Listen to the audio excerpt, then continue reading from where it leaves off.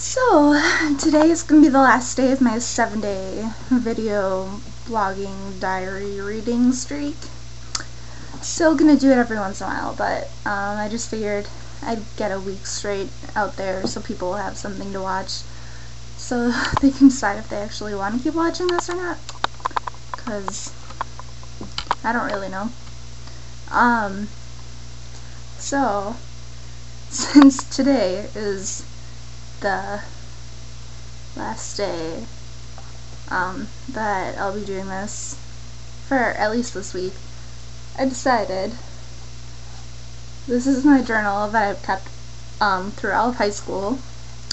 Well, yeah, through all of high school until actually recently. Let's see, the last time I wrote in here was I think a couple weeks ago.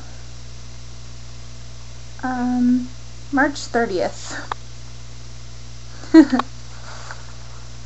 Wow, okay, so haven't really written in a while. So, let's see. Not that one.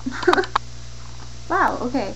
So I was trying to pick something from a time period I haven't yet read from, but all of the stuff that's from that time period that I wrote, if someone I knew read it, a couple people read it or watched this, they would not be happy, and really don't want people to hate me, which is why I'm trying to refrain from saying anything bad about anyone.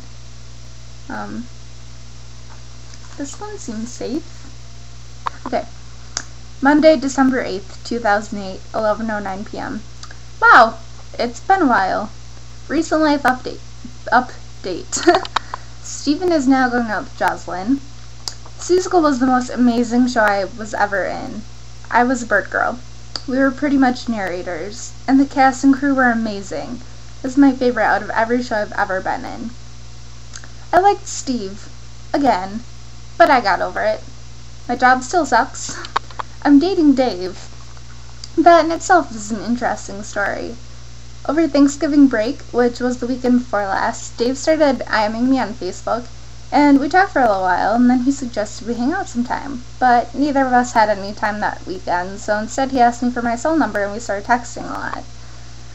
We finally got around to doing something yesterday.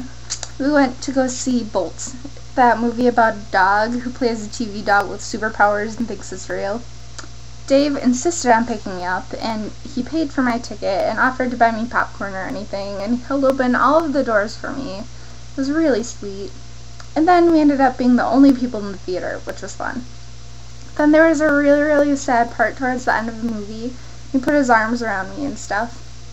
And then he drove me home and walked me to my door, and then he called me when he got home, and we actually talked. Then tonight, we had this thing for song spinners at the Grand, and we weren't leaving till 4, so he came and hung out with me until we left. He was really sweet and went and got grapefruit juice for everyone, and then he came downtown and wrote for the whole 3 hours before we sang. After the concert, he met me back at the high school and drove me to my car so I didn't have to trek through the snow, and then he made me let him dust off the snow from my car. He even offered to follow me home because the roads were bad and he wanted to make sure I got home safe. I told him he didn't have to, and he ended up calling me again to make sure I got home. He is so amazingly sweet, and I really, really like him. I don't know how I never thought of him before. He's everything I want. Seriously. Contentedly yours, Abbie. P.S. Josh S. is still a creep. He has voice lessons right before me. Figure out how he managed to finagle that one. Yeah, I have an interesting life. That's it for now. See you later.